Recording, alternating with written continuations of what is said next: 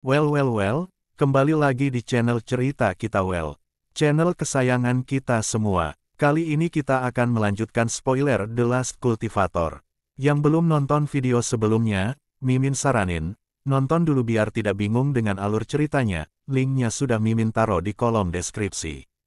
Oke, tanpa berlama-lama, mari kita mulai videonya.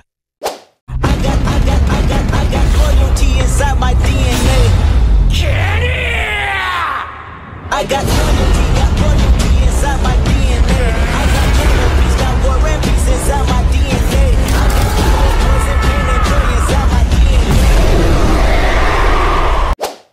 Rubah ekor 9 pun terkapar tak berdaya. Karena lukanya sangat parah.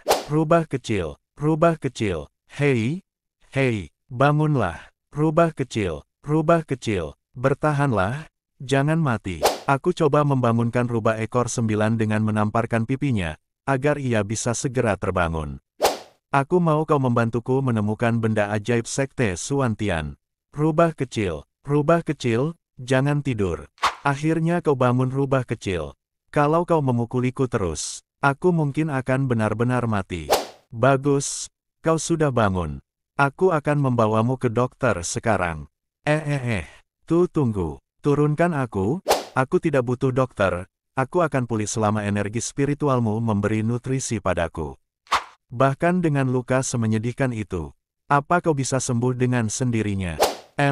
Tapi kita perlu mencari sumber air panas. Itu akan meningkatkan efisiensiku dalam menyerap energi spiritualmu. Seperti saat malam pertama kita bertemu. Maksudmu, kita perlu mandi bersama agar kau sembuh. Kita tidak menemukan sumber air panas. Mari kita pakal kolam ini saja. Tapi, apa aku memang harus telanjang bulat? Setidaknya biarkanlah aku memakai celana dalamku. Bersabarlah ini untuk menyembuhkan lukaku. Lalu kenapa kau tidak telanjang? Ini tidak adil. Aku hanya menyerap energi spiritual, tak perlu telanjang. Kau bisa melepaskan energi spiritualmu sekarang. Oh, seperti ini. Bilang dong dari tadi.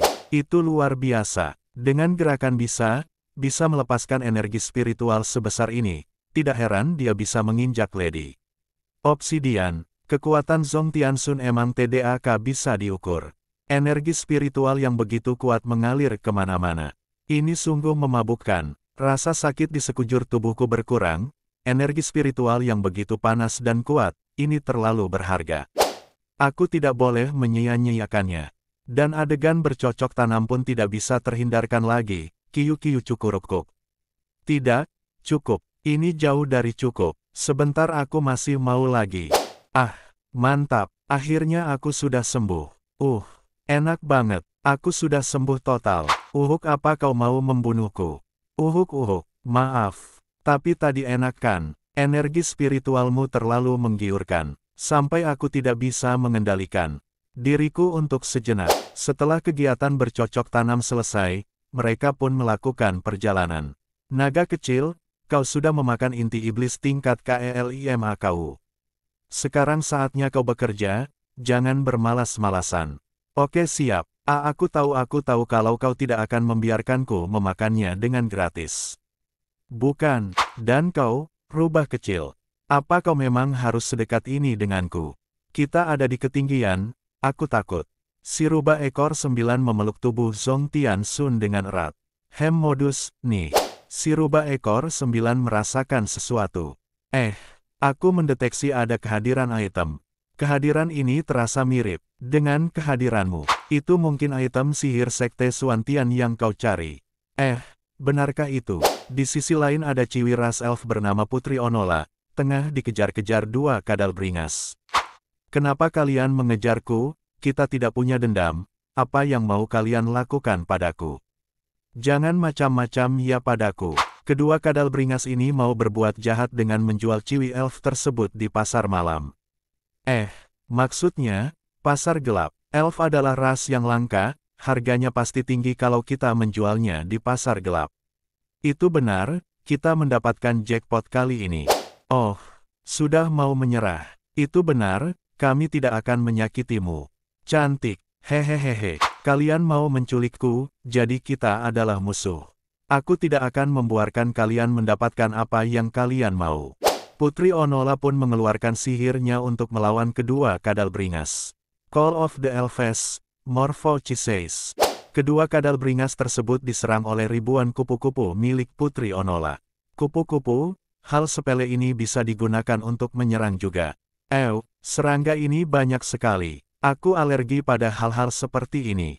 Putri Onola pun kembali merapalkan mantra sihirnya, untuk menyerap energi kehidupan musuhnya. Curse of Chiseis, Emachiate. Hah, apa yang terjadi? Kenapa ini? Rambutku rusak semua. Bagaimana aku bisa bersama orang lain kalau seperti ini? Rasakan, itulah seni Deinonic Art. Apa yang kau gunakan? Kembalikan kondisi kami sekarang juga. Kalian sendirilah yang menyebabkan hal ini terjadi. Kalian berdua masih jauh dari mampu untuk menculik ras elf. Apakah ini sihir dari ras elf? Luar biasa. Sungguh menarik sekali. Tapi itu pada dasarnya cuma tipuan saja. Sepertinya tidak banyak. Itu lumayan untuk standar ras elf. Tapi kalau dibandingkan denganmu, itu jelas terlalu lemah. Hehehe, ternyata datang lagi dua bandit elit bernama Mark dengan kemampuan telekinesis grade A. Dan Gina juga dengan kemampuan telekinesis yang sama. Hei, gadis kecil, aku punya tawaran bagus untukmu. Aku akan mengampuni hidupmu kalau kau membawaku ke desa elf. Bagaimana menurutmu? Aku bukanlah gadis kecil, dan kalian harus membayar harganya. Karena kalian telah meremehkan sihir ras elf. Kau tak bisa menggunakan serangan yang sama dua kali sebelum musuhmu lemah sekali. Bukan, hehehehe. Putri Onola mulai menyerang dengan sihir kupu-kupunya, tapi dikonterbalik sama Gina dengan sihir angin puting beliungnya. Lihat ini. Sihir yang kuat bukanlah apa-apa jika tidak menyentuh siapapun. Perhatikan baik-baik. Inilah yang disebut dengan sihir. Lihat seranganku, angin puyuhku akan menghancurkan segalanya seperti pisau tajam.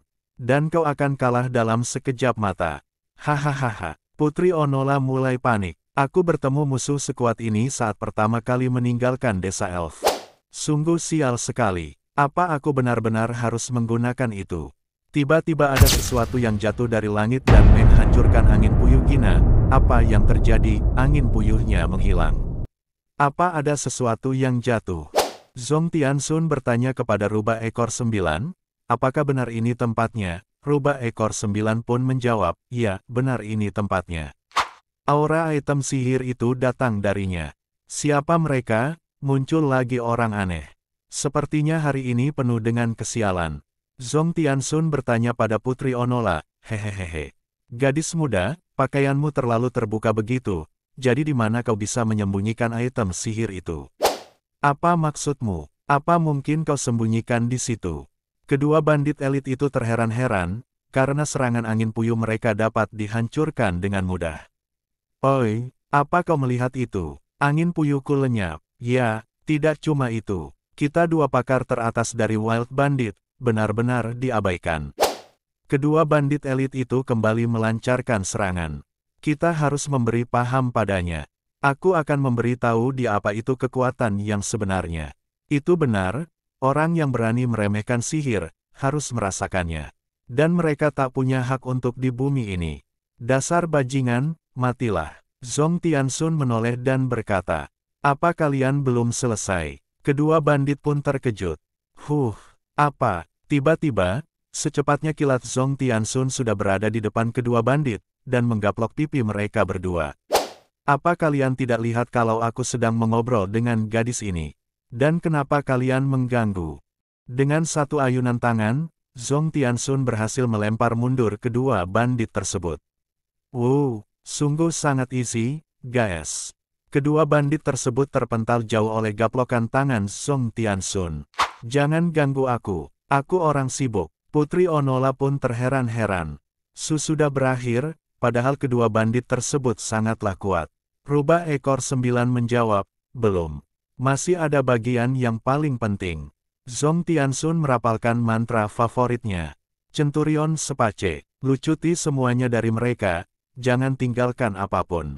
Semua pakaian dan senjata para bandit tersedot masuk ke ruang penyimpanan Zhong Tianxun. Tanpa menyisakan apapun. Hehehehe, Muka Putri Onola memerah melihat pemandangan di depannya. Apa menelanjangi mereka adalah bagian yang paling penting? Dia menelanjangi mereka, dan mungkin aku akan menjadi yang berikutnya. Zhong Tianxun menoleh dan tersenyum dengan muka mesumnya. Hei, hehehehe. Sontak Putri Onola merinding ketakutan. Jangan melakukan sesuatu seperti itu, jangan telanjangi aku tidak enak dipandang. Putri Onola pun menjerit. Tolong, lepaskan aku. Ini pertama kalinya aku meninggalkan desaku, aku tidak tahu apa-apa. Zhong Tianxun menjawab dengan tegas. Aku tidak akan menelanjangimu, aku adalah pria yang benar. Putri Onola pun terkejut. Apakah itu benar? Bukankah kau di sini untuk menyerangku? Mereka bertiga pun mengobrol santuy sambil duduk di atas rumput. Zhong Tianxun dan Rubah Ekor 9 bertanya tentang item sihir kepada Putri Onola. Item sihir Heavenly Ancestor Song. Aku tidak punya benda seperti itu pada diriku. Tapi aku bisa merasakan aura itu datang darimu, dan aku tidak pernah salah. Kata Rubah Ekor 9. Zhong Tianxun menimpali. Ya, kau mungkin menyembunyikan item itu di tubuhmu. Rubah Ekor 9 bertanya, Onola, coba ingatlah. Apa kau pernah makan sesuatu yang aneh? Putri Onola menjawab, aku belum pernah. Tapi kami para elf akan minum mata air ajaib. Sontak Zhong Tianxun dan Rubah Ekor 9 terkejut, mata air. Mata air apa? Putri Onola pun menjelaskan, itu adalah mata air kehidupan kami.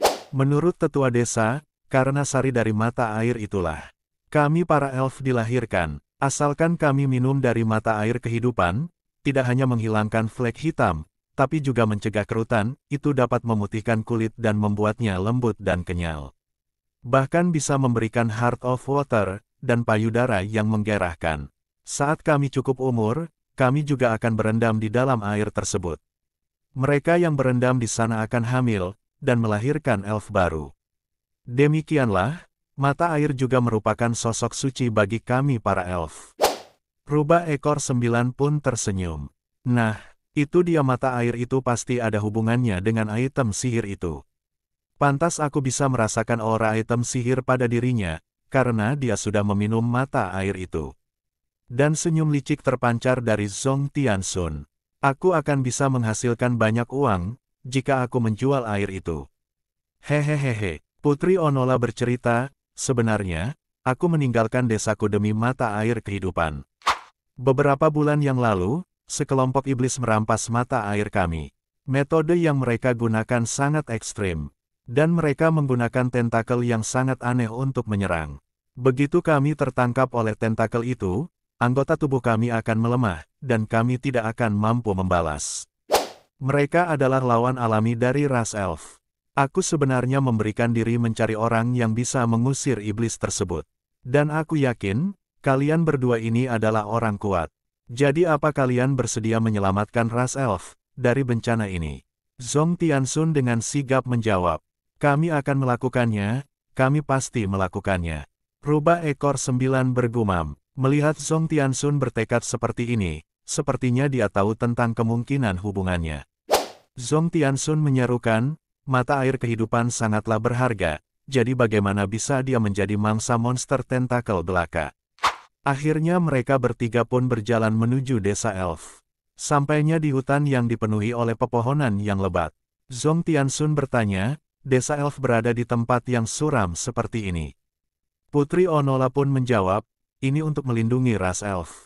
Selama kita melewati hutan ini, kita akan bisa melihat desanya. Rubah Ekor 9 menyaut, aku mengerti, tapi kenapa selama ini kau mencuri pandang ke Zhong Tianxun? Dengan gugup Putri Onola pun menjawab, aku tidak punya motif tersembunyi.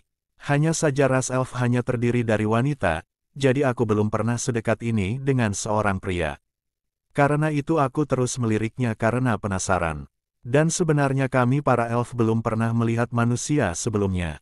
Jika Zhong Tianxun memasuki desa seperti ini, mungkin akan menimbulkan gangguan besar. Apa kita perlu menyamarkannya sedikit? Rubah Ekor 9 terkejut. Menyamarkan, apa kau berencana menyuruhnya cross-dress? Hehehehe. Zhong Tianxun pun membayangkan dirinya menyamar menjadi perempuan dan memakai pakaian ras elf yang seksi. Heh, akulah yang kau undang, jadi kenapa aku harus menyelinap ke sana? Aku memang terlihat seperti ini. Karena para elf suka menatap, biarkan saja. Setelah mereka berjalan melewati hutan yang lebat, akhirnya mereka sampai juga di desa elf. Kita sudah sampai, kata Putri Onola. Oh, jadi ini adalah desa elf, kata Zhong Tianxun sambil terheran-heran. Sungguh pemandangan yang bagus, karena di sana banyak sekali ciwi-ciwi ras elf yang sangat cantik-cantik. Dan chapter 29 pun berakhir. Suka dengan cerita seperti ini? Klik like, komen, share dan subscribe. Serta nantikan cerita seru lainnya. Terima kasih.